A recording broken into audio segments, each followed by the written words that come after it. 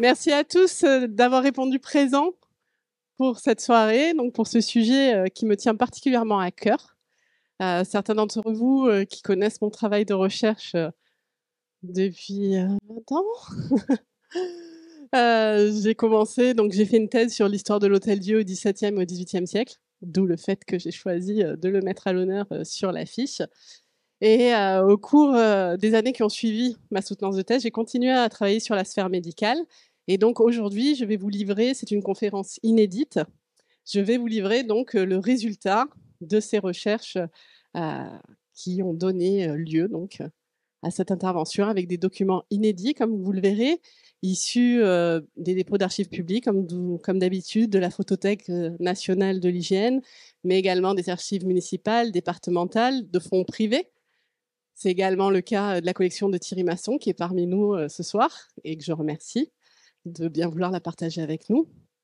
Et également des photos, et j'y tiens, du Conservatoire du patrimoine médical de Marseille. Ce conservatoire, juste un petit mot dessus, c'est le musée du patrimoine hospitalier et du patrimoine médical de Marseille. Il est hébergé au sein de l'hôpital Sainte-Marguerite à l'heure actuelle. Il y a des visites qui sont proposées. Ils ont un fonds de documents, un fonds d'objets qui est très riche. C'est sur rendez-vous. Mais si vous avez l'occasion, n'hésitez pas. Vous allez voir quelques-unes des pépites qui sont à l'intérieur de leur fonds ce soir. Donc, on va évoquer l'histoire des hôpitaux à Marseille. Un long cheminement. On va commencer au XVIIe siècle et on ira jusqu'au XXe siècle. On commencera comme on va finir avec l'Hôtel-Dieu. Vous verrez, ça sera le mot de la fin, avec sa fermeture en 1993. Au cours de mon intervention, je vais vraiment essayer de revenir sur l'histoire et l'évolution des lieux d'hospitalisation. On va parler des hôpitaux, mais des hôpitaux qui recevaient un certain type de patients, c'est-à-dire la majorité, à savoir les malades et les blessés, ou, comme on les catégorisait au XVIIe, les fiévreux et les blessés.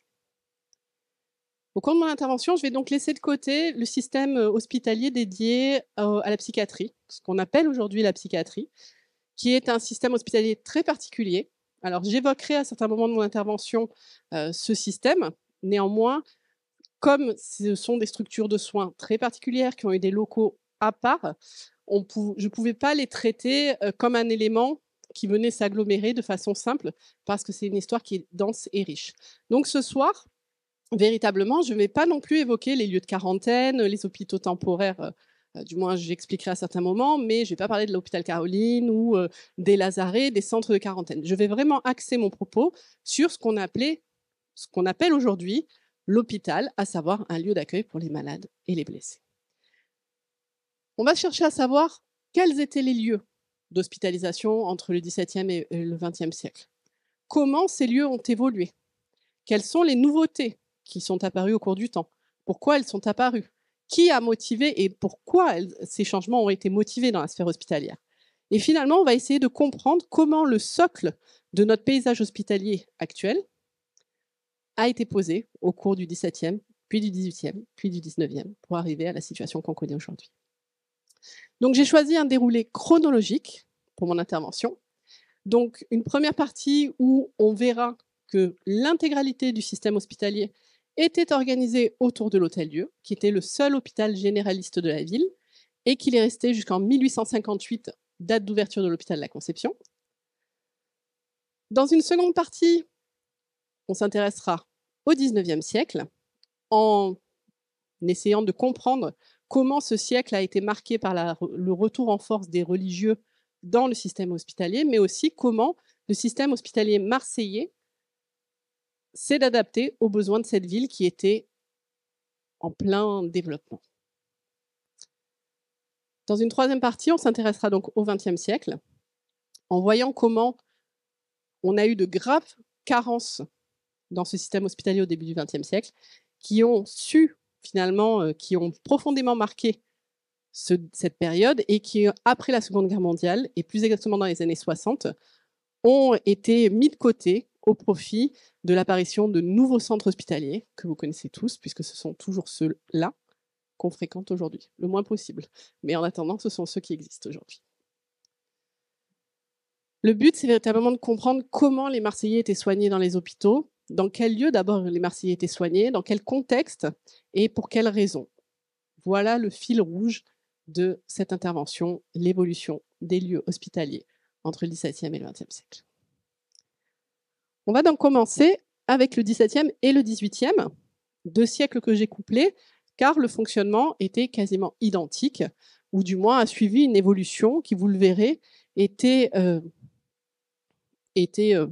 coulait de source, on va dire, mais surtout 2 siècles au cours duquel l'Hôtel-Dieu a été le principal hôpital généraliste de la ville. Donc cet hôpital, il est fondé en 1593. Il est fondé par les autorités municipales qui souhaitent donner à Marseille un grand hôpital généraliste. Pourquoi un hôpital généraliste? Puisque jusque-là, on avait 2 petits hôpitaux médiévaux, l'hôpital Saint-Jacques de Galice, qui accueillait les femmes, et l'hôpital Saint-Esprit, qui accueillait les hommes. En 1593, la municipalité décide de réunir ces 2 entités, de les installer au sein de l'hôpital Saint-Esprit et de donner naissance donc à un grand hôpital généraliste pour Marseille. Aujourd'hui, cette histoire de fondation, elle est inscrite dans notre paysage. D'abord, tout en haut, vous avez le blason de l'Hôtel-Dieu. Vous y verrez une colombe qui représente le Saint-Esprit. Et vous y verrez des coquilles Saint-Jacques qui représentent l'hôpital Saint-Jacques de Galice. Si vous faites attention aujourd'hui, quand vous allez au Vieux-Port, sur le chapiteau, enfin le sommet de l'Hôtel-Dieu, au-dessous de l'horloge, vous aurez une colombe qui représente le Saint-Esprit. Donc jusqu'au XIXe siècle, alors que l'hôpital avait été fondé plus de 2 siècles auparavant, on a conservé le nom d'hôpital Saint-Esprit pour désigner l'Hôtel-Dieu. Cet hôpital, il accueille les malades et les blessés de la ville, quels qu'ils soient. D'où qu'on vienne, quel que soit notre culte, quelle que soit notre origine sociale, on verra que ce n'était pas forcément très varié, quel que soit notre métier, quelle que soit notre origine, quelle que soit notre religion, on peut être accueilli à l'Hôtel-Dieu. Et ça, c'est quelque chose qui différencie déjà l'Hôtel-Dieu dans son fonctionnement par rapport aux hôpitaux français de la même époque. Souvent, il était demandé, par exemple, un certificat de catholicité pour être soigné à l'intérieur des hôpitaux. Marseille, ville portuaire, qui recevait des marins en provenance du monde entier, ne fait pas de différence dans ses malades et les accueille tous. On va ainsi trouver des personnes protestantes, alors que le culte protestant était interdit en France, à cette époque au XVIIe. Mais on a des marins de toute origine qui viennent se faire soigner. On va aussi trouver des musulmans qui seront désignés sous le terme de mahométans. Et on va trouver, alors là pour le coup, quelques juifs, mais qui ne s'afficheront pas comme tels, puisqu'à aucun moment dans les registres que j'ai pu consulter, et j'ai consulté 200 ans de registres d'entrée, on a la présence de personnes de confession juive avérées. Néanmoins, on a des noms de famille qui laissent penser que ces personnes se sont présentées. Alors pourquoi elles ne se sont pas avouées ainsi? Tout simplement parce que Marseille était une ville très catholique qui interdisait la présence de non-catholiques dans sa cité, enfin du moins, ils avaient un droit de passage, mais pas le droit de rester plus de 3 jours. Et de fait, ces personnes ont peut-être eu peur de ne pas être accueillies au sein de l'hôpital, ne sont pas déclarées comme telles. Les marins, eux, ne risquaient pas grand-chose, donc c'est pour ça que peut-être plus facilement, ils se sont déclarés d'une confession différente. Cet hôpital, il recevait aussi bien les civils que les militaires. Tous les militaires dans les garnisons de la ville qui avaient besoin de soins, qui ne pouvaient pas leur être dispensés au sein des infirmeries qui se trouvaient par exemple dans l'arsenal des galères ou dans leur lieu de garnison, comme les différents forts, étaient envoyés à l'hôpital. La différence, elle se faisait au niveau du prix. Les malades de la ville étaient soignés gratuitement, leur hospitalisation était prise en charge par la municipalité, tandis que les militaires, on adressait une facture, enfin, les directeurs de l'hôpital, donc qu'on appelait les recteurs, adresser une facture aux autorités militaires pour se faire rembourser les soins et les journées d'hospitalisation. La particularité de l'Hôtel-Dieu au XVIIe au XVIIIe, c'est que c'est un hôpital qui est servi par des laïcs. On le voit ici, on a une liste de personnes qui sont embauchées, et pas n'importe lesquelles. On a un véritable service médical à l'hôpital, et on en a toujours eu un. Ça vient contrer l'idée que souvent, on caractérise les hôpitaux d'Ancien Régime dans on veut dire, dans une idée qu'on a qui est erronée de dire que les hôpitaux étaient des mouroirs où les gens venaient juste chercher de l'alimentation. À l'Hôtel-Dieu de Marseille, c'est faux, et c'est faux dans de nombreux hôpitaux d'ailleurs. On a un service de santé depuis la fondation qui comporte un minimum un médecin, 2 chirurgiens et un apothicaire. Ça, c'est le minimum. Au cours du temps, ces soignants se sont étoffés. On a aussi des infirmiers qui sont des laïcs, des sous-infirmiers qui sont des laïcs, et on a toute une panoplie de gens qui sont embauchés pour travailler dans les salles. Il n'y a pas de religieuse hospitalière à l'Hôtel-Dieu au XVIIe et au XVIIIe, comme cela peut se pratiquer dans la majorité des hôpitaux en France.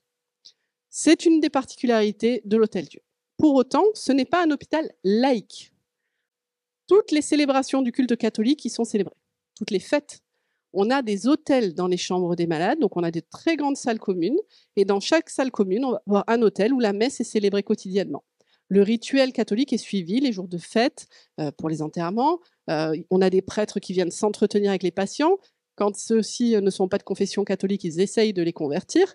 Donc on est dans un environnement catholique. Pour autant, en termes de pouvoir, l'Église a certes un droit de regard sur le fonctionnement de l'Hôtel-Dieu, mais toutes les décisions, quand j'ai étudié le fonctionnement de cet hôpital, en fait, étaient entre les mains du pouvoir des directeurs qui étaient choisis et élus par les représentants du conseil de ville, par le conseil de ville.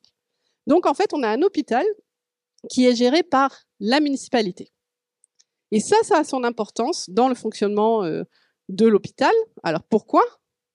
On va le comprendre en 2 petites secondes. Cette direction laïque, elle veille à ce que la majorité des patients à ce que les patients soient traités de manière conforme aux aspirations médicales de l'époque et qu'ils sortent guéris. C'est une préoccupation au cours de l'Ancien Régime où on a une volonté de voir les malades sortir guéris de l'hôpital, et on fait très attention à la qualité des soins, à la qualité du service dans les salles. Pourquoi? Parce que le but, c'est qu'il y ait une majorité de personnes qui sortent guéries et qui, en fait, puissent reprendre le travail. Et là, on touche au nerf de la guerre. Le nerf de la guerre, c'est celui-ci. Sous l'Ancien Régime, quand une personne, un travailleur, gagnait sa vie, il gagnait de quoi subsister, peut-être un peu plus des fois, mais disons que les classes populaires, et là je vous parle vraiment des classes de travailleurs, d'ouvriers, travaillaient et puis gagnaient une somme d'argent qui leur suffisait à peine à vivre ou avec leur famille. Ce qui fait que on est dans une période où il n'y a pas d'assurance maladie, il n'y a pas d'assurance chômage.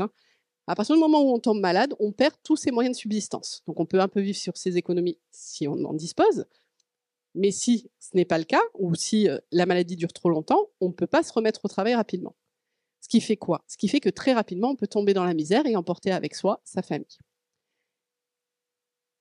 Les édiles, donc les élites municipales qui dirigeaient la ville, qui étaient des grands négociants depuis l'arrivée au pouvoir de Louis XIV et qui avaient réformé le système municipal, avaient très bien compris qu'il fallait maintenir la population en bonne santé pour une raison simple, c'est que la ville, au XVIIe, à partir de l'édit de Franchise-du-Port de 1669, la ville, elle est en pleine explosion sur le plan économique. Et la ville, elle a besoin de main-d'œuvre. Elle va en faire venir. Donc, il faut que la main-d'œuvre soit conservée en bonne santé. C'est dans l'intérêt de personne que la population soit malade et ne puisse pas travailler. Donc, les élites vont investir l'hôpital afin de maintenir les forces vives nécessaires à l'activité économique de la ville. Et c'est en ce sens que l'hôpital va s'afficher comme un outil, un véritable outil de régulation sociale. Un outil efficace, puisqu'on le voit, on est à 87,4% de sortie de l'hôpital, sachant qu'on ne sortait pas si on n'était pas guéri. Et cette population, c'est un chiffre qui est très important. On est à peu près, on est nettement au-dessus, par exemple, de ce qui se pratiquait à Paris, où la mortalité était nettement plus importante.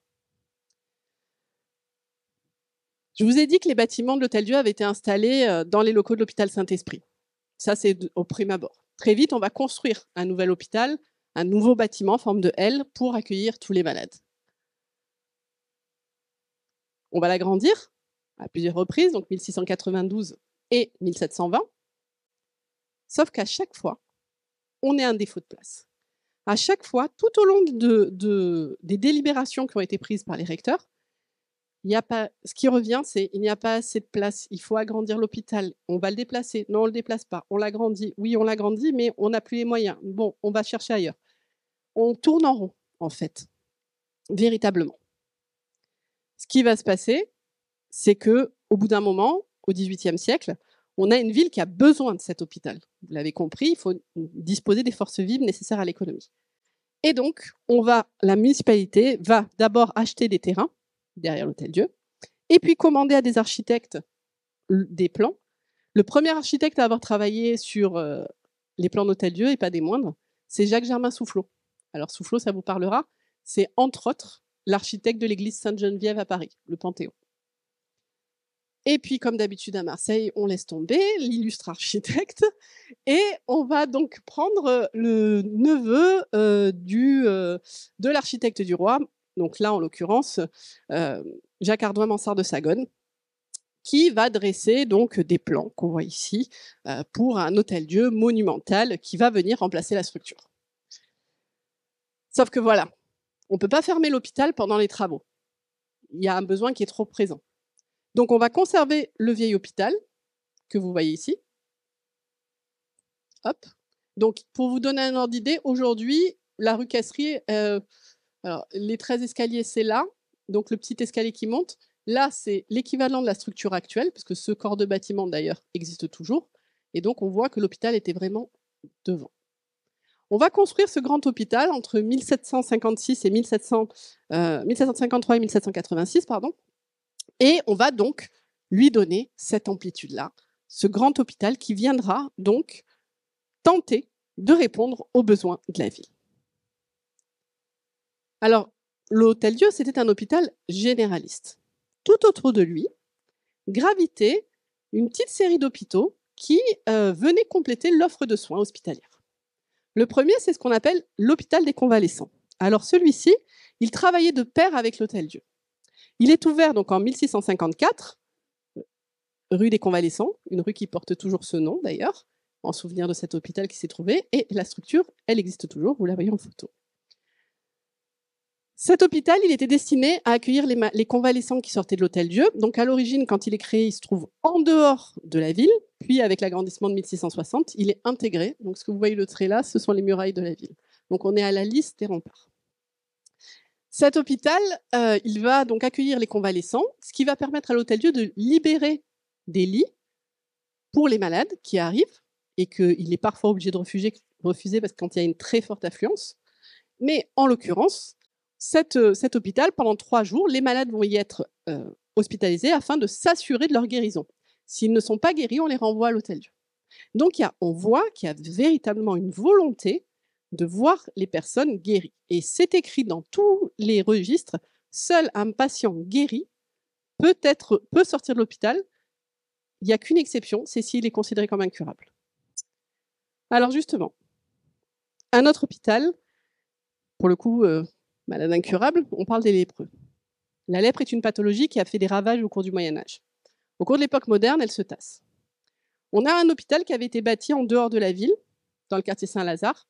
Alors, pour vous le situer aujourd'hui, Saint-Lazare, c'est Camille Pelletan, le boulevard Camille Pelletan, derrière la gare. Donc, on a cet hôpital qui est bâti et qui est destiné donc à accueillir les lépreux. Puis, il y a moins de lépreux, mais par contre, on a besoin d'un hôpital pour accueillir les incurables. Et du coup, on va le transformer en 1682 en hôpital pour les incurables. Pourquoi? Parce que depuis 1675, les incurables étaient refusés à l'Hôtel-Dieu. Pourquoi refusés? Pour une question de coût. À partir du moment où on avait un malade incurable, ça bloquait un lit, ça coûtait cher parce qu'il fallait le nourrir et le soigner à minima. Et du coup, ça ôtait la possibilité à quelqu'un qui pouvait redevenir valide et redevenir un travailleur d'être soigné. De fait, cet hôpital va être transformé d'abord pour un hôpital pour les incurables et ensuite en hôpital pour ce qu'on appelait les aliénés. Aliénés, c'était un terme générique. C'était pour les gens qui avaient des pathologies psychiatriques, mais pas que. On y trouvait aussi des handicapés mentaux dont les familles voulaient se séparer. Donc, cet hôpital, il va rester un hôpital d'ailleurs pour les aliénés jusqu'en 1844 et l'ouverture de l'asile Saint-Pierre dont on reparlera tout à l'heure. Autre hôpital dont vous connaissez les murs, l'hôpital pour les incurables, qui est ouvert en 1711 dans le quartier Colbert et donc qui héberge aujourd'hui la faculté d'économie. C'est là où on envoyait les malades incurable de la ville qui était reçu et qui n'était pas reçu à l'Hôtel-Dieu. Il fonctionnera jusqu'en 1798 et ensuite il sera transformé en caserne. Autre hôpital, les hydropiques. Alors, une crise d'hydropisie, pour vous simplifier la chose, c'est en gros des crises d'œdème monstrueuses qui empêchent les gens de bouger, de marcher. Et du coup, c'est des crises, donc ça dure quelques jours. Et pendant leur crise, les hydropiques étaient accueillis dans le couvent des Trinitaires, un couvent qui a été hébergé sous l'Ancien Régime dans des bâtiments qui se trouvaient derrière la vieille Charité et dont aujourd'hui il reste cette vieille tour.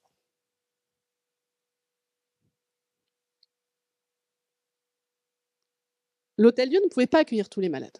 Je vous l'ai dit, déjà les incurables étaient refusés à l'entrée. Il y avait un tri selon les pathologies qui étaient opérées. Toujours pour des questions de coût. Il n'y a pas d'autres raisons.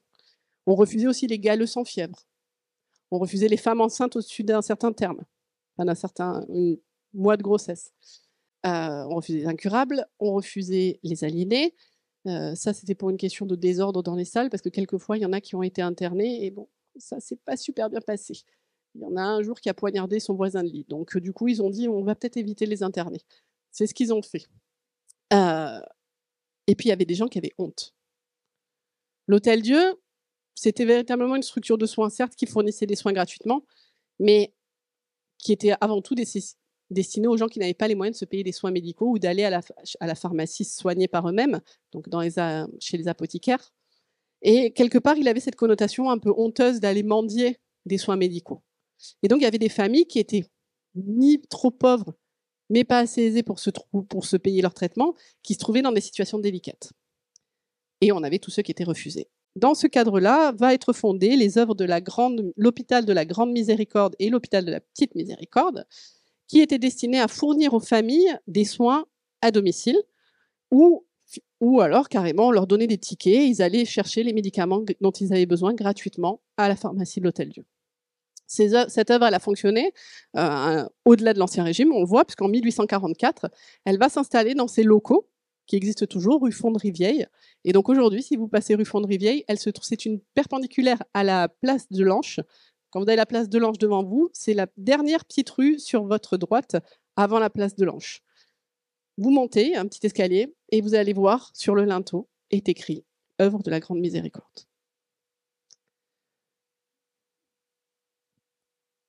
Je vous ai parlé des hôpitaux jusque-là qui étaient soit publics, Hôtel-Dieu, Hôtel des Convalescents, l'Hôpital des Convalescents, soit chapeautés par l'Église, l'œuvre de la Grande Miséricorde, mais qui étaient gérés aussi par des laïcs, enfin du moins par des gens qui vivaient dans la société, pas par des religieux exclusivement.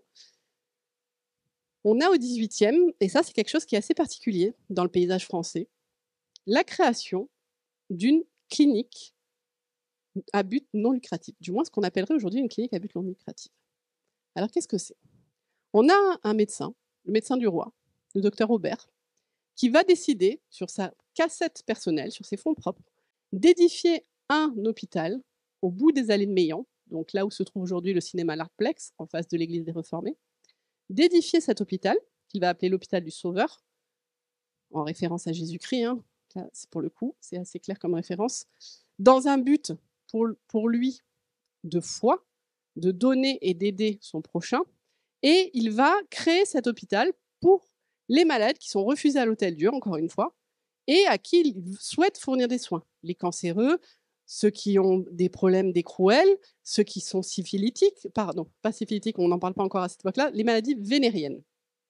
Donc les maladies vénériennes, et finalement, de nombreuses personnes qui ont besoin de soins mais qui ne peuvent pas se les payer.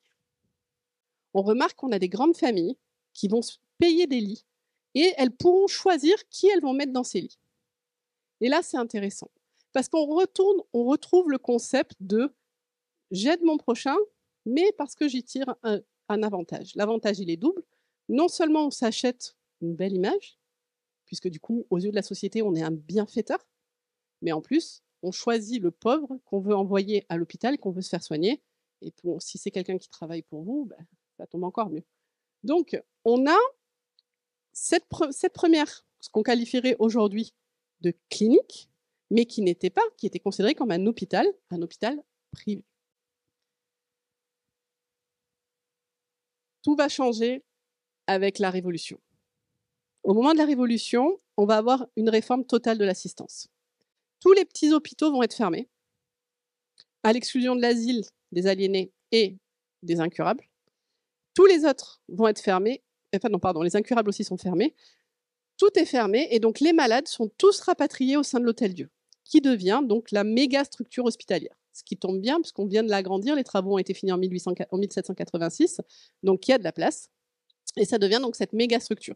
Les incurables, eux, sont envoyés à la vieille charité avec les orphelins, les vieillards, et donc ça servira d'hospice. Au passage, un petit mot sur la vieille charité. Souvent, vous entendez parler hôpital de la charité. L'hôpital La Charité était un hôpital général. Un hôpital général n'était pas un lieu de soins. C'était un lieu où on enfermait les mendiants et les errants sous l'Ancien Régime. Donc la notion d'hôpital, elle est fluctuante.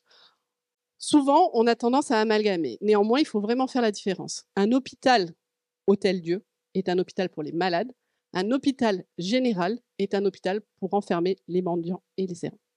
Et c'est vraiment pas les mêmes conditions. C'est dans ce cadre-là que s'ouvre le 19e. La période révolutionnaire est une période de remous à Marseille. Néanmoins, Marseille est devenue une ville assez importante.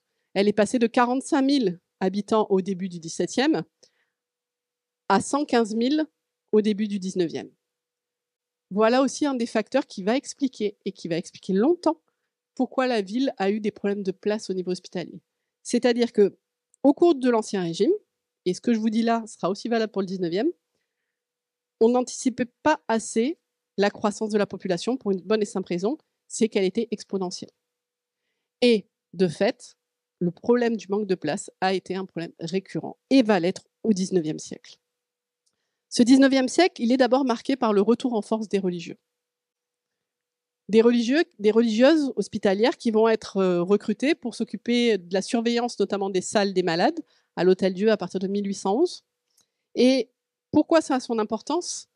Parce qu'on a désormais l'Église qui va avoir un droit de regard sur le fonctionnement des salles des malades.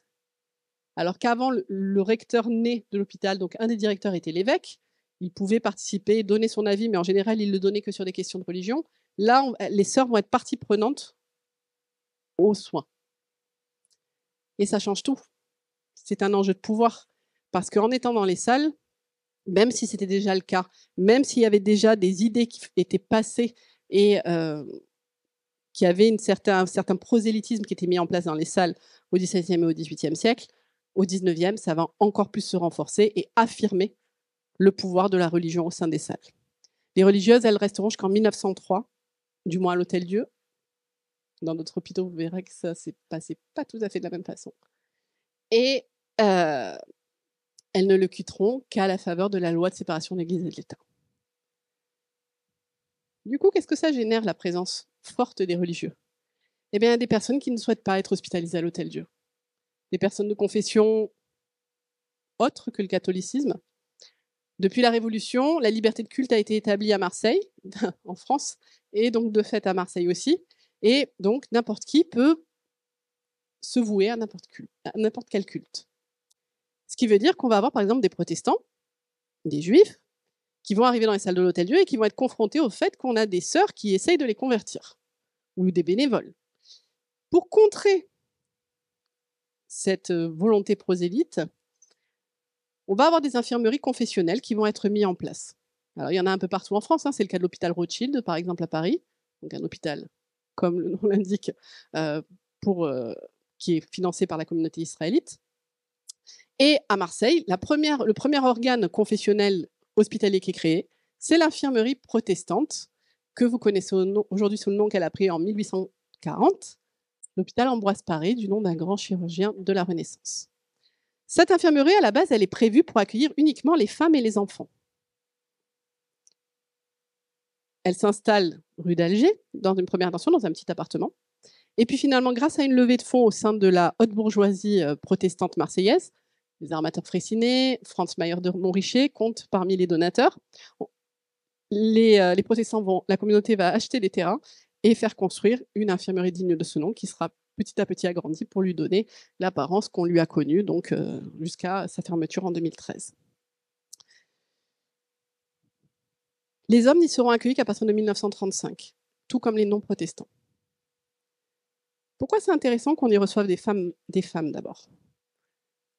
À Marseille, de très grandes familles, protestantes ou pas d'ailleurs, disposent de biens assez conséquents. Pour ceux qui me suivent sur les réseaux sociaux, vous avez vu, il y a très peu de temps, j'ai filmé l'intérieur d'un ancien hôtel particulier qui se trouvait sur le cours Pierre-Puget. Donc dans le centre-ville, on a de très beaux hôtels particuliers, avec des gens qui ont une armada de domestiques. Et dans ces armadas de domestiques, on compte de nombreuses servantes d'origine suisse, donc de confession protestante. Et on retrouve là, qu'est-ce qu'on fait d'une servante quand elle tombe malade? Au début, on la soigne, mais bon, si ça dure trop longtemps, ça coûte cher, donc on la renvoie. Cette infirmerie, elle était là aussi pour parer à ces femmes qui risquaient de tomber dans la misère et qui souvent, une fois qu'elles étaient tombées dans la misère, il y avait un risque qu'elles tombent dans la prostitution. Du coup, pour permettre à certaines d'entre elles d'éviter de tomber dans la misère et aussi de se remettre au travail rapidement, parce qu'on est toujours dans cette logique de performance économique, cette infirmerie venait leur offrir des soins dont elles avaient besoin. Alors, juste un aparté, l'infirmerie protestante, elle accueillait aussi des vieillardes, des femmes âgées, qui venaient y finir leur jour, et elle a continué à le faire pendant un certain temps.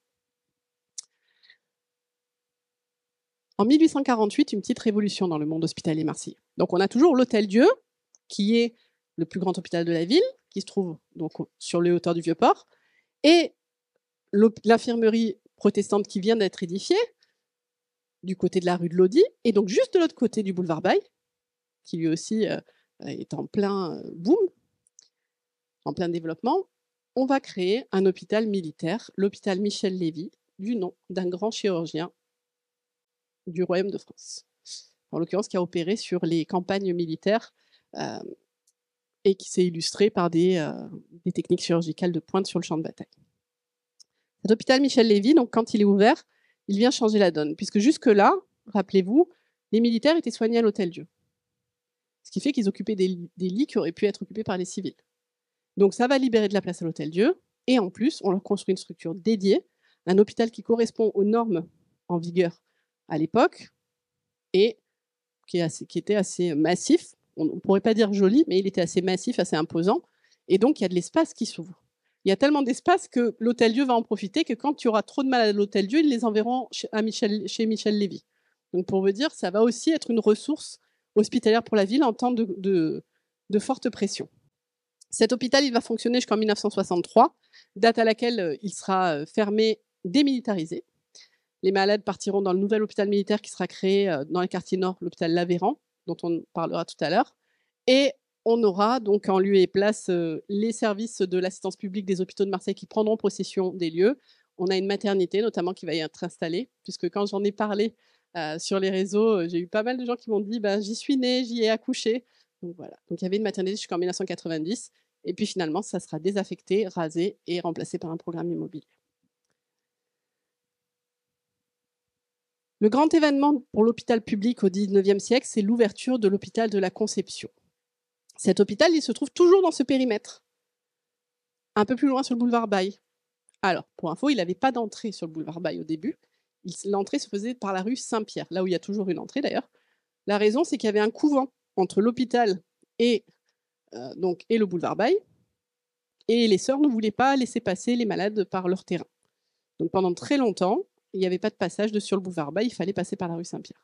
Cet hôpital, quand il est ouvert dans le quartier du Cama, donc on commence à avoir un centre un peu hospitalier qui commence à se dessiner à l'est de Marseille, puisqu'on a Michel Lévy, on a de l'autre côté l'infirmerie protestante, et surtout, ici, on a l'asile d'aliénés Saint-Pierre qui a ouvert ses portes en 1844. Et donc, on a une concentration des hôpitaux dans ce quartier, et si vous faites attention, elle a duré jusqu'à très longtemps, cette concentration, puisque Michel Lévy a fermé donc en 63, Ambroise Paré en 2013, la Conception existe toujours, et il y a l'hôpital de la Timone aujourd'hui qui a cet emplacement. Donc on est sur des terrains qui ont été choisis pas au hasard. On est sur des zones, comme vous le voyez, qui ne sont pas forcément urbanisées. Donc il y a des terrains de libre. Et donc on peut construire. Et on peut construire en s'étalant. Alors en s'étalant tout en restant dans les moyens financiers de l'époque, puisque le financement est toujours un élément qui est important et qui rentre en ligne de compte quand on réfléchit à la structure hospitalière. On ne va pas construire autant qu'on a envie, pour la bonne et simple raison que il faut suivre après financièrement. Cet hôpital de la Conception, c'est un hôpital généraliste tout comme l'Hôtel-Dieu, qui est confié, là encore, aux religieuses augustines jusqu'en 1903. Il a été construit en plusieurs étapes. Donc, ce qui est entouré en bleu, ce sont les premiers bâtiments qui ont vu le jour en 1800, qui ont été inaugurés en 1957. Et puis après, en 1863, seconde phase de travaux pour cet hôpital de type pavillonnaire. Donc, on le voit, là où l'Hôtel-Dieu était assez important, finalement, on avait des bâtiments qui avaient été construits un peu comme ils pouvaient par rapport au terrain. Là, on a un bâtiment qui est réfléchi et qui est conforme aux idées, à l'architecture hospitalière du 19e siècle. Aujourd'hui, vous avez encore quelques hôpitaux en France qui subsistent et qui ont été conçus selon cette architecture. Pas loin de nous, par exemple, on a l'hôpital de Cavaillon, qui est exactement sur ce modèle-là. Cet hôpital de la Conception, donc, il peut accueillir, on le voit, 750 malades lors de son ouverture, dans les années 60. Et si on regarde un peu le détail des lits, forcément, ça saute aux yeux. On a 381 lits pour les hommes, 228 pour les femmes malades. Je mets de côté les nourrissons, les parturientes. Et qu'est-ce que ça veut dire, ça? Qu'est-ce que ça dit de l'époque? Ça dit qu'on reste toujours dans cette logique économique. Les hommes étaient le socle de la main-d'œuvre de force dont on avait besoin dans l'industrie marseillaise. L'industrie marseillaise, au cours du 19e, elle est en plein développement. Grâce à l'essor du port de commerce qui va se développer à partir des années 1853, avec l'ouverture des nouveaux bassins portuaires, à l'effet ricochet sur l'industrie marseillaise, qui va exploser littéralement dans la deuxième partie du 19e siècle, à la population aussi. Cette population qui draine énormément d'étrangers, de migrants, qui vont venir s'installer à Marseille. En 1886, on estime que 56% de la population de Marseille n'y est pas née. Donc, on a une très forte main-d'œuvre. Alors, pour le coup, c'est les Italiens qui sont en majorité. Il ne faut pas être grand mage. Et du coup, cet hôpital de la Conception, à l'image de sa société, il met avant tout les moyens pour répondre aux besoins des hommes, puisque les femmes étaient autant malades qu'eux, même si pour des raisons familiales, souvent, elles traînaient plus pour venir à l'Hôtel-Dieu, parce qu'elles voulaient s'occuper des enfants, parce qu'elles voulaient assurer aussi la subsistance, parce que les femmes ont toujours travaillé dans les classes populaires, contrairement à l'image bourgeoise de la femme qui reste à la maison pour élever les enfants. On est sur des femmes qui travaillent et qui ont besoin aussi de soins. Mais pour le coup, il y avait moins de places qui leur étaient destinées. Et à l'Hôtel-Dieu, c'était pareil.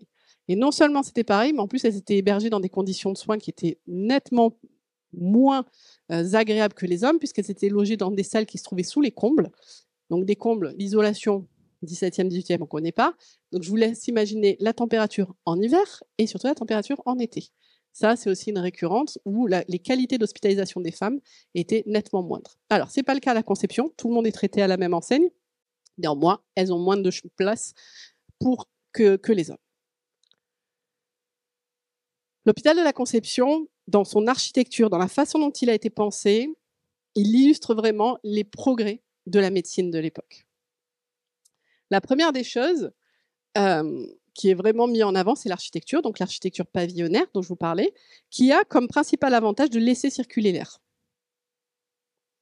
On est à une époque où on estime que les miasmes, c'est le nom qu'on donnait au virus avant pour être synthétique, les miasmes circulent par l'air.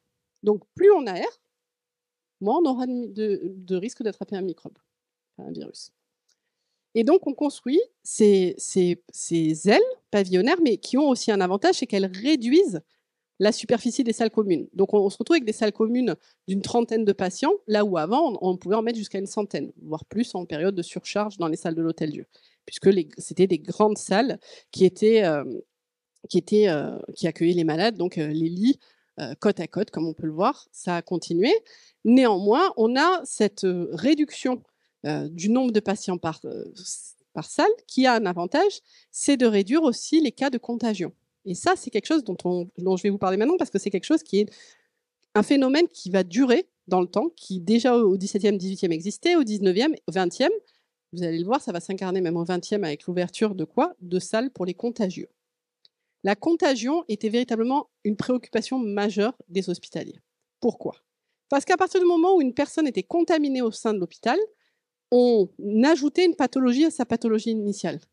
Et donc, on allongeait sa durée d'hospitalisation. Et donc, le coût de son hospitalisation.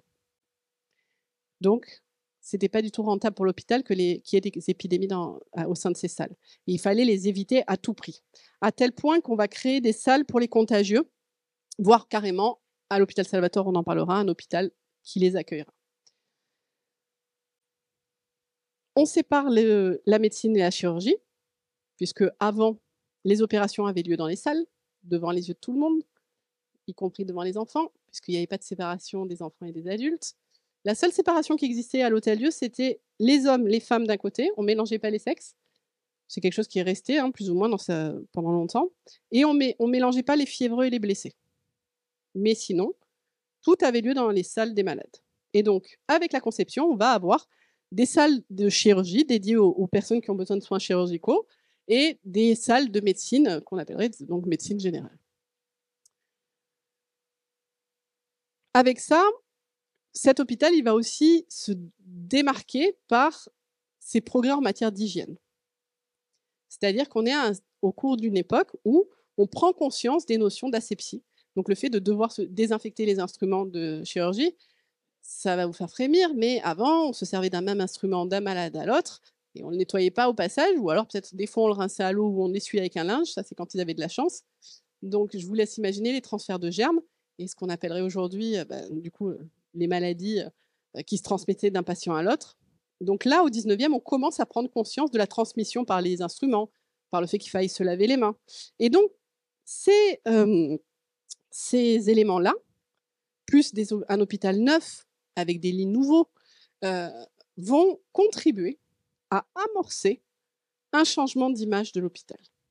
Là où avant, on avait peur de l'hôpital, parce que c'était un lieu où les pauvres, en fait, c'est ce que je reprends l'idée que j'ai évoquée tout à l'heure sur la honte que certains avaient de venir à l'hôpital. Donc l'image qui collait à l'hôpital, c'était celle d'un centre pour les personnes indigentes, un centre où on risquait d'être contaminé parce qu'il y avait tellement de malades dans les salles que tous les miasmes partaient. On n'avait pas la notion de l'hôpital était un lieu de guérison. Pour beaucoup, l'hôpital, c'était un mouroir. Et d'ailleurs, dans l'imaginaire, et ça, c'était de l'imaginaire collectif, dans les faits. Puisque je vous l'ai dit, on était à 87,4% de guéris. Donc cet imaginaire collectif, en plus, il a collé à l'image de l'hôpital pendant longtemps. Mais il ne vient pas de nulle part. Il y avait une réalité. Et donc, du coup, avec l'hôpital de la Conception, on a ce changement qui se fait petit à petit. Un autre changement qui est aussi intéressant, c'est la considération de l'enfant comme nécessitant des soins particuliers.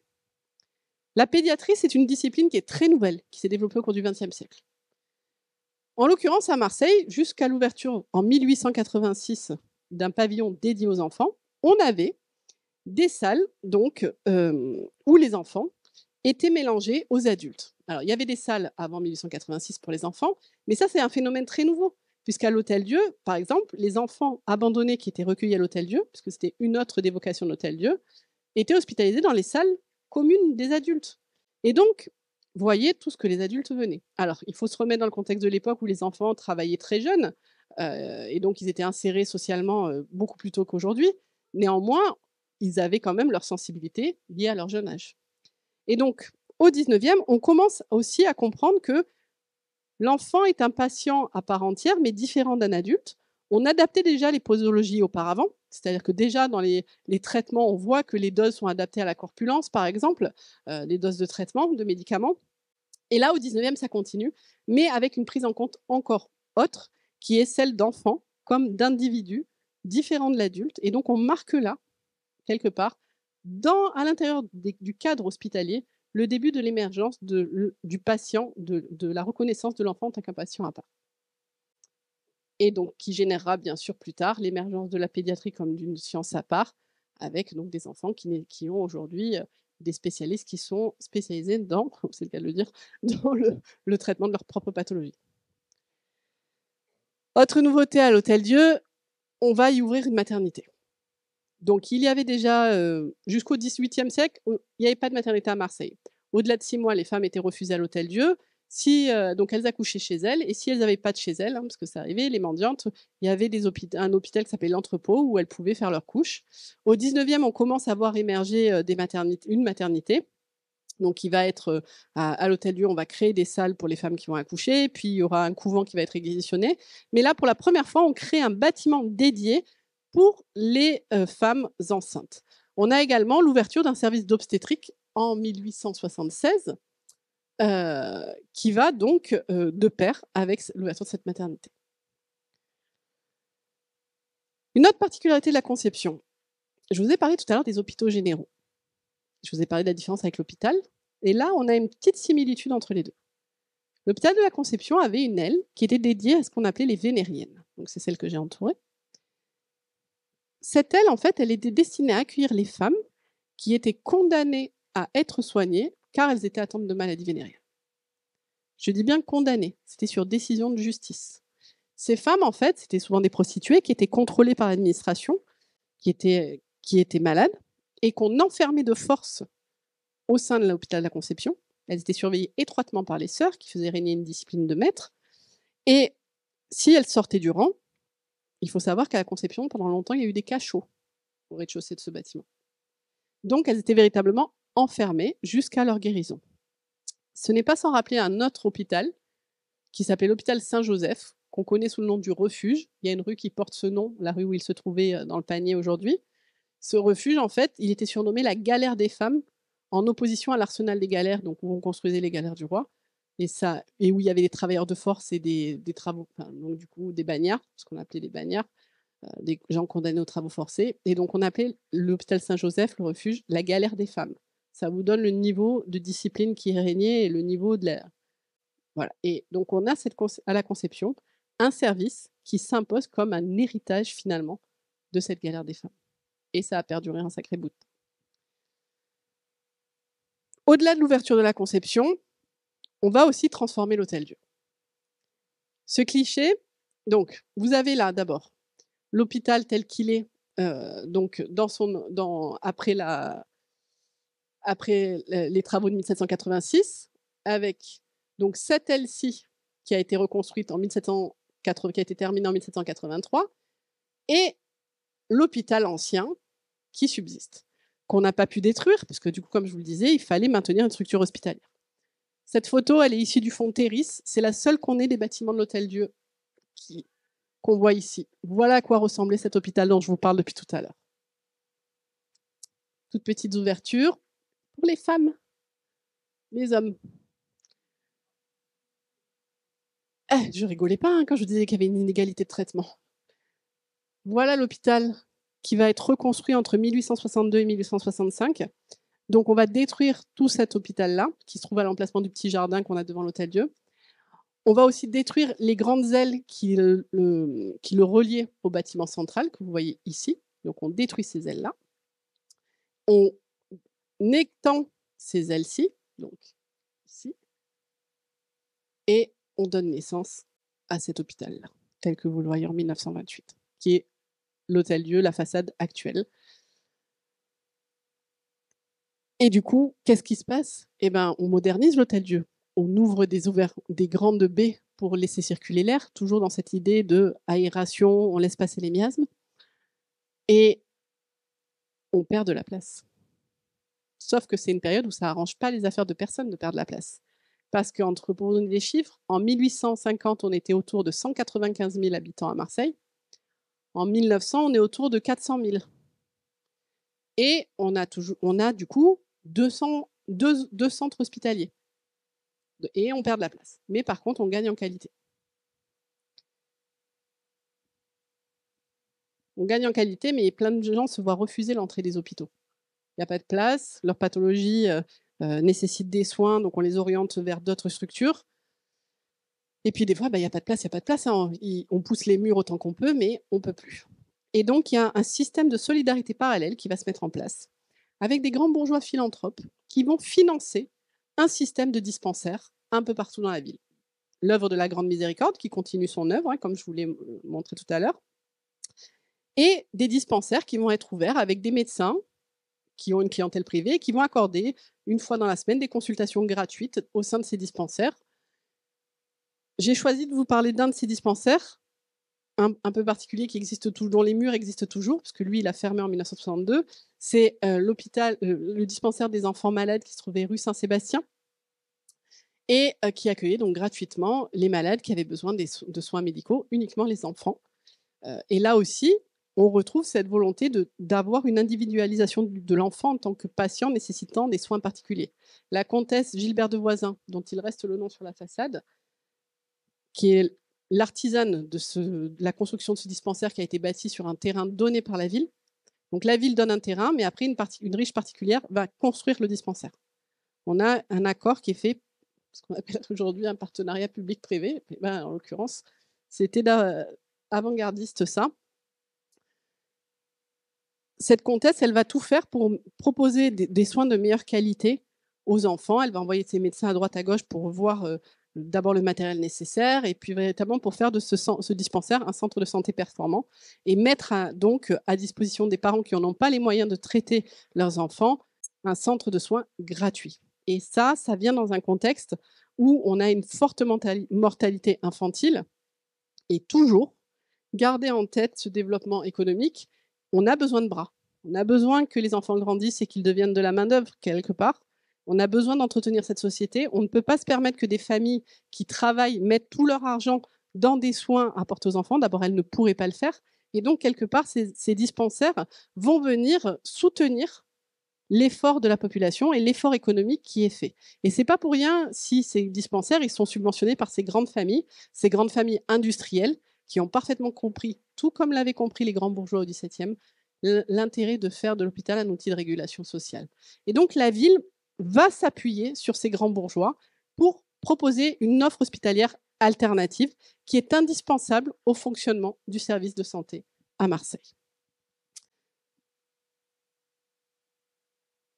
Alors là, on va toucher au nerf de la guerre actuelle. Je l'avais déjà évoqué avec l'hôpital du Sauveur. Mais l'hôpital du Sauveur était une clinique à but non lucratif, comme on l'expliquerait aujourd'hui, mais qui était destinée aux indigents. Au XIXe siècle, on va voir émerger un peu partout en Europe ce qu'on appelle des maisons de santé. Les maisons de santé, ce sont des lieux de soins qui sont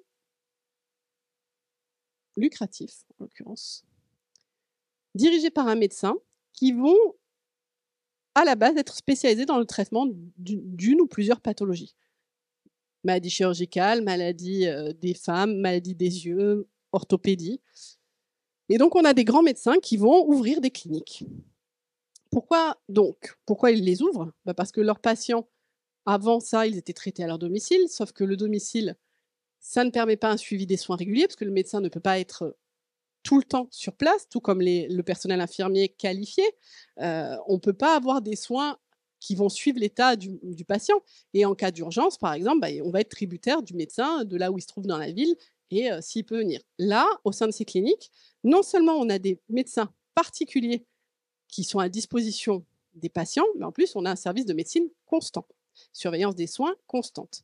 Et en plus, c'est proposé dans des conditions optimales, avec des chambres particulières, un beau mobilier, quelque chose d'assez intéressant pour ces grandes familles, ou du moins pour les gens qui souhaitent être soignés dans ces cliniques. Ces cliniques, elles sont à but lucratif, ce qui veut dire qu'on n'a pas comme à l'hôpital une relation où finalement l'hospitalisation est gratuite pour la majorité des gens. Il y a quelques personnes qui payent ce qu'on appelle une pension à l'hôpital, mais la grande majorité des personnes qui sont hospitalisées à l'Hôtel-Dieu et à la Conception sont hospitalisées gratuitement.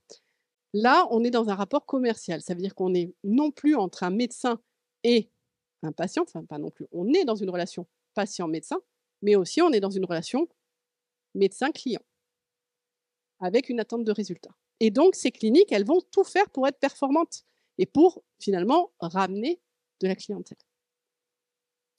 Juste pour rappel, l'assurance maladie n'existe que depuis après la Seconde Guerre mondiale.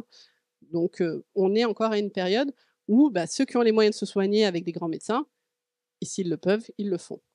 J'attire votre attention, si vous ne l'avez pas déjà repéré, hop, il y a des cliniques qui existent déjà depuis longtemps. En l'occurrence, là, on parle de la clinique du docteur Camille Juge, qui existe depuis la fin du XIXe siècle, et donc qui, à la base, était installée dans un appartement Collioto. Et de fait, c'est l'objet de mon argumentation suivante, c'est que ces cliniques à but lucratif, au départ, elles sont installées dans des appartements. On installe un lit, 2 lits, 3 lits en fonction de la surface. Et puis, les besoins se faisant sentir, on a une augmentation de la population, on va commencer à s'installer d'abord dans des châteaux, ce qu'on appelle les bastides. Ah, c'est pas des châteaux, pardon. Donc des bastides. si je vous dis que ça, c'est l'ancêtre de la clinique Bouchard, le château du Coronnet. Donc la clinique Bouchard, au début, elle a été installée dans ce château. Et ce n'est qu'après qu'on y a construit des bâtiments dédiés. Un exemple qui parlera à au moins une personne dans la salle, la clinique Monticelli, qui a été bâtie en 1932. Pourquoi j'ai souhaité vous la montrer? Parce qu'on est dans l'exemple pur de la construction d'un bâtiment dédié à une clinique. Tout est fait, tout est pensé lorsqu'elle est construite pour aménager un lieu d'hospitalisation. On n'est plus dans, comme à la clinique du Coronnet, où on était finalement, on aménageait de l'existant. Là, on crée en se conformant aux normes en vigueur à l'époque. J'ai choisi de vous montrer juste ce petit exemple-là. C'est la clinique Valombreux que vous voyez ici. Pourquoi? Parce que si vous allez vous balader du côté de Morgiou, du chemin de Morgiou, reste cette plaque qui signale l'entrée de cette clinique. Donc cette clinique qui bénéficiait d'un grand parc et qui a fonctionné jusqu'en 1993. Et ensuite, on peut le voir, on avait aussi des cliniques qui étaient d'apparence moins noble, on va dire, plus traditionnelle. On aurait dit une grande maison. C'est le cas de la clinique chirurgicale de la Blancarde. Avec les cliniques, on arrive petit à petit vers le XXe siècle. On a à la fin du XIXe donc un paysage hospitalier qui est public, qui est doté de 2 hôpitaux, l'Hôtel-Dieu, qui a été réaménagé donc entre 1862 et 1869, et l'hôpital de la Conception qui va voir des bâtiments s'ajouter, mais qui grosso modo date de 1863. Ce qui fait qu'au début du XXe siècle, on est dans une situation périlleuse au niveau public. Périlleuse parce que les bâtiments sont vieillissants, que l'entretien qui devait être fait n'a pas forcément été fait de manière optimale, pour être gentil, que ce qui devait être investi dans l'hôpital, c'est un gouffre financier. Ça allait aujourd'hui et ça l'était déjà hier. Il y a tout le temps des besoins qui se font sentir. Et surtout, étonnamment, on n'apprend pas des erreurs du passé et on reproduit, on reconduit. Je vous donne un exemple concret. À l'Hôtel-Dieu au XVIIIe siècle, ça va résonner avec l'actualité, on avait des lits en bois. Des lits en bois qui, au XVIIIe, sont remplacés par des lits en fer parce qu'on s'aperçoit qu'ils sont infestés de punaises de lit. En lisant les délibérations de la Conception, je m'aperçois quoi? 19e siècle, fin 19e, on a des lits en bois. La raison, elle est simple, un lit en bois, ça coûte moins cher qu'un en métal. Voilà, donc à force de faire des petites économies comme ça, du coup, ça crée... Alors, le lit, c'est une anecdote, bien entendu. Mais on a des malfaçons au niveau de la construction, on a des bâtiments qui s'effritent, des salles qui ne sont pas nettoyables facilement. Et donc, du coup, on a eu aussi énormément de malades. Rappelez-vous le nombre de patients au prorata, enfin, le nombre de lits au prorata du nombre de patients dans la ville qui augmente. On est, donc je vous l'ai dit, à 400 000 habitants à Marseille déclarés en plus. Donc, on a un début du XXe siècle qui est compliqué. J'ai choisi de vous montrer cette photo de la salle de la Conception qui illustre ce qui se passait dans les salles d'hôpital depuis le XVIIe. Quand on n'avait plus de salles de place dans les lits officiels, on rajoutait des couchettes. Alors là, en l'occurrence, au milieu de la salle, c'est une salle de la Conception, donc vers 1920. Et puis après, à l'Hôtel-Dieu, c'était carrément par terre, entre les lits, là où on pouvait. On a toujours couché les malades un à un dans les lits. C'est très rare les fois où on les a couchés 2 à 2, ce qui n'était pas le cas dans d'autres hôpitaux où on couchait plusieurs malades dans les mêmes lits. On avait des grands lits qui étaient partagés. À Marseille, on a toujours eu un malade, sauf en cas de très très forte affluence où on n'avait pas le choix. En l'occurrence, là, au XXe siècle, on ne mélange plus les malades dans le même lit, mais par contre, on met des couchettes comme on peut, où on peut. Et donc, on est dans des structures qui sont vétustes, qui n'ont pas eu l'entretien nécessaire, faute de moyens, mais aussi faute de volonté politique, forcément. Et c'est dans ce contexte-là que va arriver un legs, pas n'importe lequel, le legs de Louis Salvator. Louis Salvator est un fervent catholique qui décide d'œuvrer pour sa ville de manière désintéressée pour le coup, puisque lui, il est rentier, et il va décider d'investir dans le système hospitalier. Et comment il va le faire? Il va le faire en léguant une énorme somme d'argent à ce qu'on appelait les hospices civils de Marseille, qui était l'administration qui gérait les hôpitaux, et à charge pour les hospices civils de construire un nouvel hôpital dans sa propriété, qui se trouve à Sainte-Marguerite, c'est le domaine d'Entremont. Mais il y a une contrepartie. La contrepartie, c'est qu'on doit y mettre des religieuses hospitalières. Alors, comment ça va se passer? En 1904, on récupère la propriété et on y met d'abord des convalescents, d'un côté, dans la Bastide, et des contagieux dans un bâtiment qui est annexe. Donc, toujours cette volonté de séparer les contagieux, mais aussi de libérer de la place dans les hôpitaux en éloignant finalement les convalescents qui n'ont plus besoin du même niveau de soins. En 1910, on va reconstruire complètement un nouvel hôpital, donc c'est celui-ci que vous voyez en travaux, mais il accueillera toujours les convalescents puisqu'il faudra attendre 1922 pour qu'on y trouve des services de médecine et de chirurgie. Tout cela était chapeauté par des sœurs, ce qui n'a pas été sans poser problème. Rappelez-vous, début du XXe siècle, c'est la période de laïcisation. Séparation de l'Église et de l'État, les sœurs quittent l'hôpital Les Augustines en 1903. Salvatore n'est pas d'accord avec ça et il impose la présence d'Augustine dans les salles de l'hôpital. Il va y avoir un bras de fer qui va se mettre en place avec un choix qui est difficile pour les autorités publiques. Dans une période de laïcisation de la société, on leur impose des religieuses. Sauf qu'on leur impose en leur disant, soit vous acceptez les religieuses et vous avez un nouvel hôpital et de l'argent, soit vous les refusez et dans ce cas-là, pas d'hôpital, pas d'argent. Les hospices civils ont fait le choix de conserver des religieuses et celles-ci resteront à Salvatore jusqu'en 1973 où elles disparaîtront par extinction. Ça veut juste dire qu'après la dernière, ils n'en ont pas embauché de nouvelles. Hein, j'ai rien dit d'autre. Et pour Salvatore, pour l'anecdote, donc il a fermé donc en 2007 en tant que centre hospitalier et on y trouve depuis 2012 un centre de soins psychiatriques, des unités psychiatriques. L'autre hôpital que vous connaissez qui est toujours en activité, enfin non, il n'est plus en activité, mais en l'occurrence qui existe toujours, c'est l'hôpital Sainte-Marguerite. Lui, il va accueillir des patients uniquement à partir de 1934.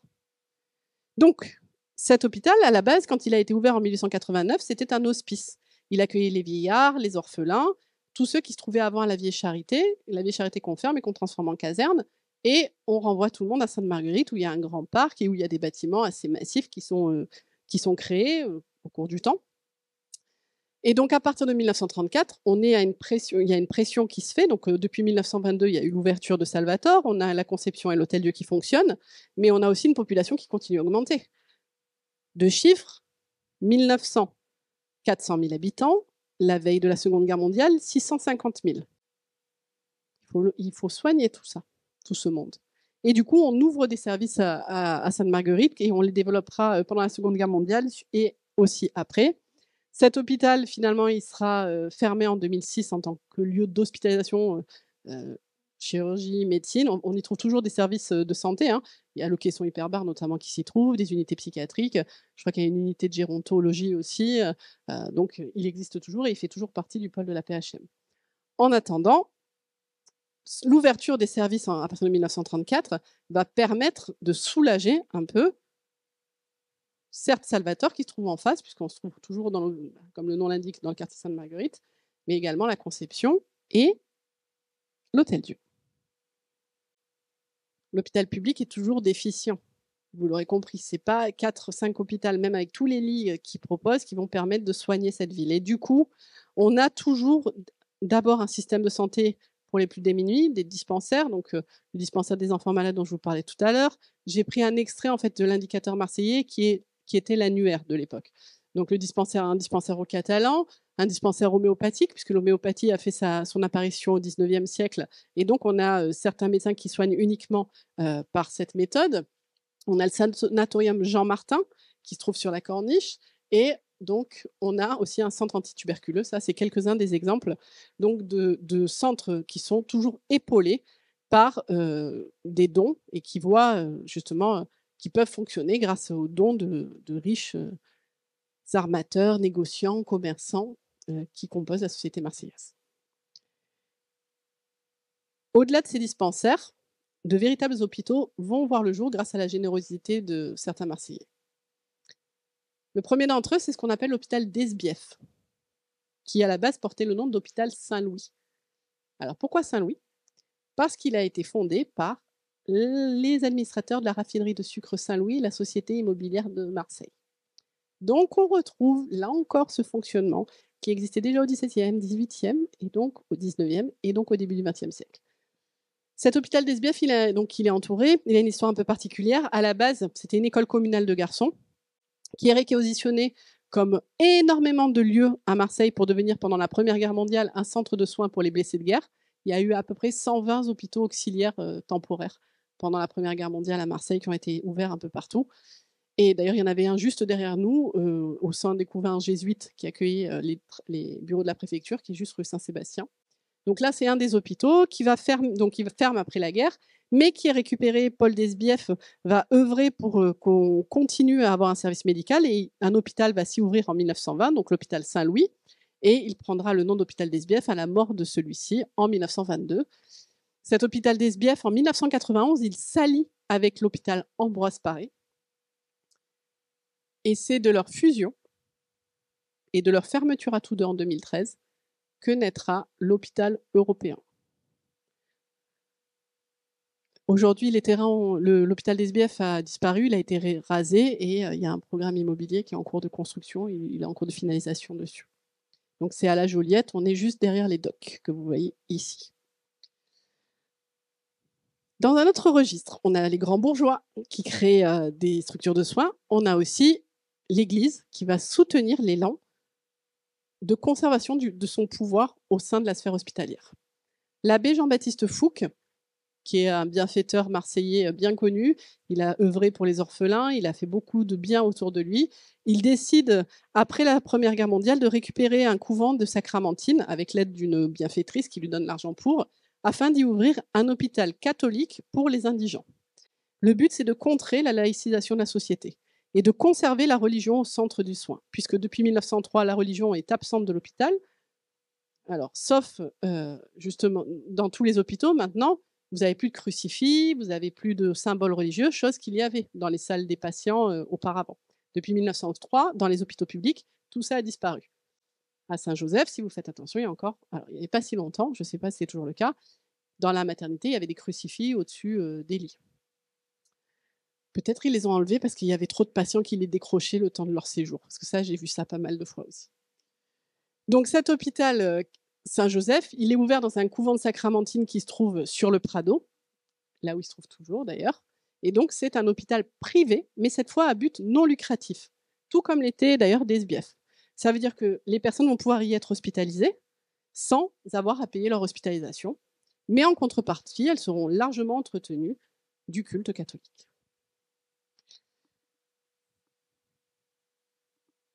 C'était souvent les plus pauvres qui continuaient à fréquenter les salles de l'hôpital. Les plus aisés, vous l'avez compris, s'ils avaient les moyens, ils se payaient des cliniques privées. D'autres se payaient le soin de médecins et puis restaient à leur domicile. Dans les années 20, on a l'émergence de la mutualité à Marseille, en 1926, en l'occurrence de la première clinique mutualiste, qui va permettre à des travailleurs modestes, qui sont un peu plus au-dessus que ceux qui fréquentent l'hôpital, donc qui ne sont pas journaliers, entre autres, qui ont un peu des économies, qui vont se permettre de cotiser pour avoir accès à des soins gratuits au sein de cliniques mutualistes. Et donc la première qui a été créée, c'est la clinique Bonneveine, dans le quartier éponyme, qui existe toujours, et qui est restée mutualiste jusqu'en 2012, et qui va donc proposer aux classes intermédiaires une alternative à l'hôpital public. Puisque à cette époque-là, l'hôpital public souffre encore, et vous l'avez compris vu le contexte que je viens de vous dépeindre, d'une réputation assez sulfureuse qui fait que beaucoup de personnes hésitent à s'y rendre, même si il y a eu des progrès qui ont été faits en matière d'hygiène et aussi de qualité des soins, puisqu'on a un service de santé qui est de plus en plus spécialisé, depuis notamment l'ouverture de facultés de médecine à Marseille au début du 19e siècle, et donc de soignants dans les hôpitaux qui vont proposer des traitements de pointe, mais on conserve toujours cette idée de l'hôpital qui n'est pas agréable, qui n'est pas bonne et qui reste un foyer de contagion. Et donc, on continue. Et puis surtout, dans l'état de délabrement où se trouve l'hôpital, on n'a pas forcément envie d'y aller. Donc, les cliniques mutualistes vont offrir une alternative. À la veille de la Seconde Guerre mondiale, on reste dans ce climat-là. On a le journaliste Marcel de Renzy qui a fait une grande étude sur l'état des hôpitaux à Marseille et qui ne peut que déplorer le manque de moyens, pas assez de matériel, pas assez de place, des conditions d'hygiène déplorables en raison des salles qui sont dans un état catastrophique pour certaines. Et surtout le manque de place. Et c'est dans ce cadre-là que une partie de l'asile des aliénés de la Timone, qui avait été ouvert en 1844, va être transformée en hôpital. Donc on va avoir une médicalisation à partir de la Seconde Guerre mondiale d'une partie de la Timone de façon à accueillir autant quasiment de patients qui relèvent de la psychiatrie que de patients qui relèvent de la médecine générale. Sauf que c'est un hôpital qui est très vieillissant, alors encore pire que les autres. Il y avait encore des poêles à charbon, des poêles à bois, alors qu'on est à une époque où le chauffage central existe déjà. Donc on est dans un climat, là je vous parle des années 50, dans un climat où c'est très compliqué en fait d'être soigné dans de bonnes conditions dans ces hôpitaux. Et après-guerre, l'effort ne se focalise pas sur les hôpitaux, parce qu'il y a d'autres choses à prendre en compte, notamment la reconstruction du port, des moyens de faire vivre la ville, de faire redémarrer son économie. Et donc, les hôpitaux ne sont pas forcément la priorité. Et il faut dire aussi ce qui est, c'est qu'ils n'ont pas forcément été non plus avant-guerre, où on a préféré mettre en place de grands chantiers, comme la destruction du quartier derrière la Bourse, comme le comblement du canal de la douane, comme des grands chantiers qui n'étaient peut-être pas au fait des besoins de la ville, mais qui arrangeaient peut-être plus certains, puisque, pour rappel, en 1938, suite à l'incendie des Nouvelles Galeries qui a montré l'incurie des services municipaux, la ville a été mise sous tutelle de l'État. Et donc, il y a eu un remaniement du fonctionnement de la ville, et notamment des hospices civils de Marseille, dont le fonctionnement a été complètement modifié. Et c'est de là, d'ailleurs, qu'est née l'assistance publique des hôpitaux de Marseille, donc, qui existe toujours, qui gère les hôpitaux de la ville, du moins les hôpitaux publics.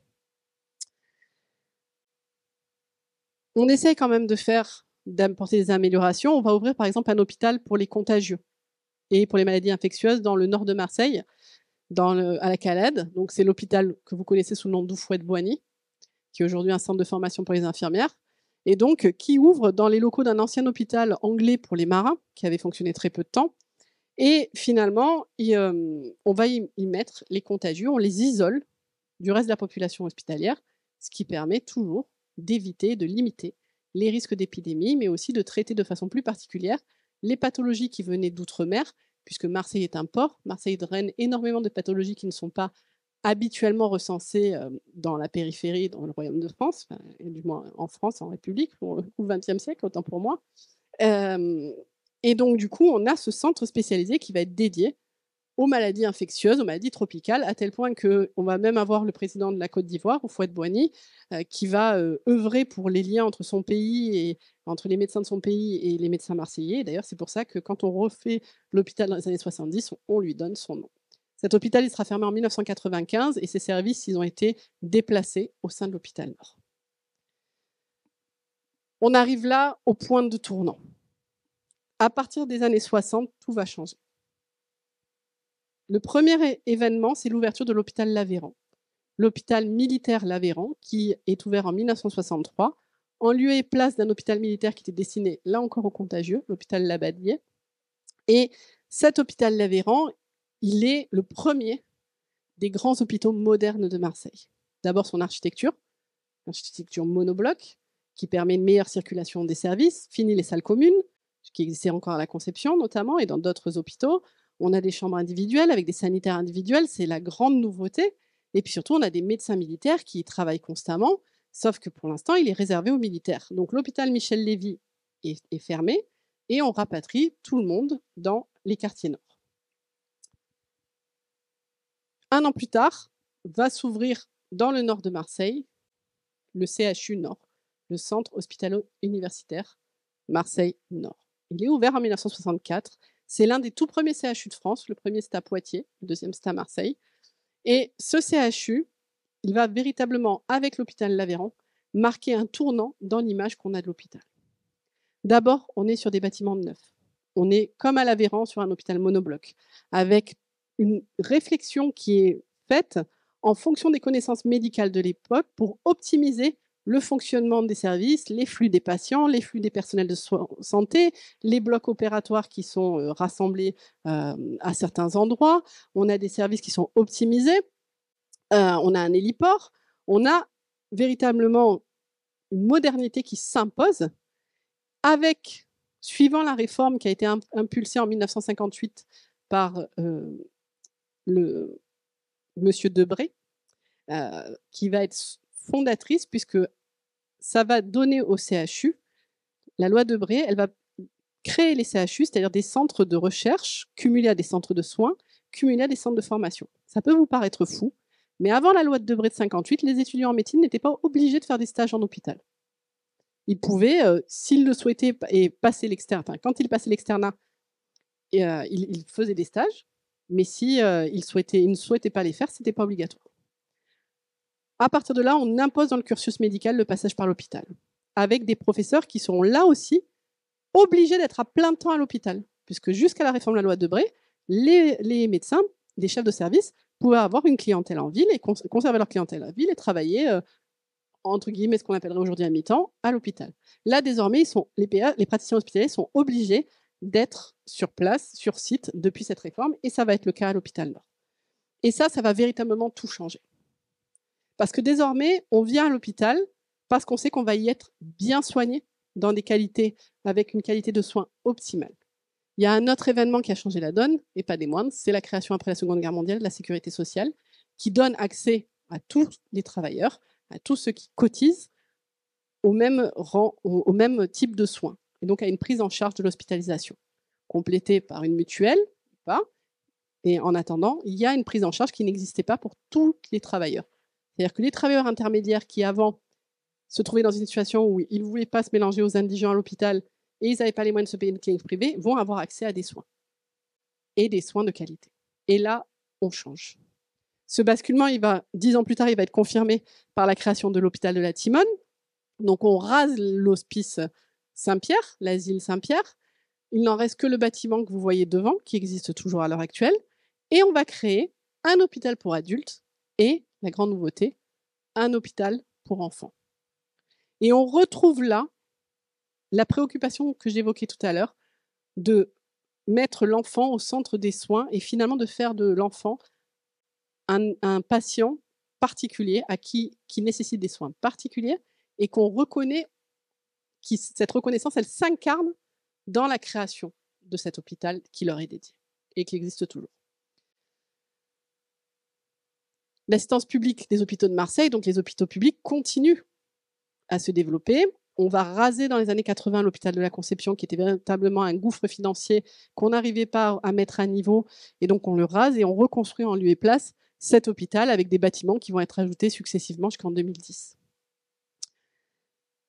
Les années 90, elles vont être aussi marquées par la fermeture de l'Hôtel-Dieu. Un Hôtel-Dieu qu'on avait tenté de réaménager après la guerre. Donc on avait rajouté ce bâtiment-ci, puis par ici et là les services d'urologie et un centre des grands brûlés en 1972. Mais malgré ça, ceux qui ont connu l'Hôtel-Dieu, puisque c'est pas si vieux, hein, finalement c'est un peu plus de 30 ans, il y a des personnes parmi vous qui ont sans doute connu les salles. C'était des grandes salles communes, qu'on chauffait difficilement, qui étaient dans un état compliqué d'entretien, parce que c'était un très vieux bâtiment. Et du coup, c'était un gouffre financier de le remettre à flot. En plus, son emplacement n'était pas pratique. Il n'y avait pas d'héliport à l'Hôtel-Dieu. C'était difficile d'accès. En 93, la circulation étant déjà ce qu'elle est aujourd'hui, vous imaginez quand il y avait un accident, le temps qu'on mettait pour arriver à l'Hôtel-Dieu. Néanmoins, il avait quand même sa place puisque c'était le grand hôpital du centre-ville. Et ça évoque quelque chose, c'est qu'au XXe siècle, au-delà du changement d'image de l'hôpital, on essaye aussi d'étendre la zone d'influence de chaque hôpital. C'est-à-dire qu'on crée un véritable hôpital à la Timone, un CHU, mais on en crée un aussi à Nord, et il n'est pas placé là par hasard, l'hôpital Nord.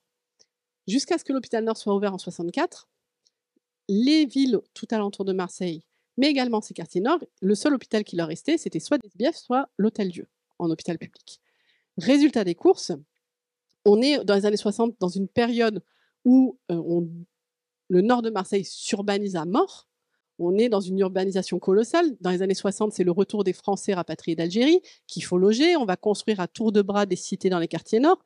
C'est aussi l'époque des travailleurs étrangers qu'on fait venir en France et qu'il faut loger, et donc pour lequel on construit aussi de grands ensembles. Et puis c'est aussi une population marseillaise qui se développe et pour lequel il faut construire des logements. Et on les construit majoritairement dans le nord pour des raisons que je répéterai pas, mais si vous le souhaitez, dans la conférence qui est en ligne sur YouTube sur les quartiers nord, j'explique la politique de Gaston Defferre à ce sujet-là.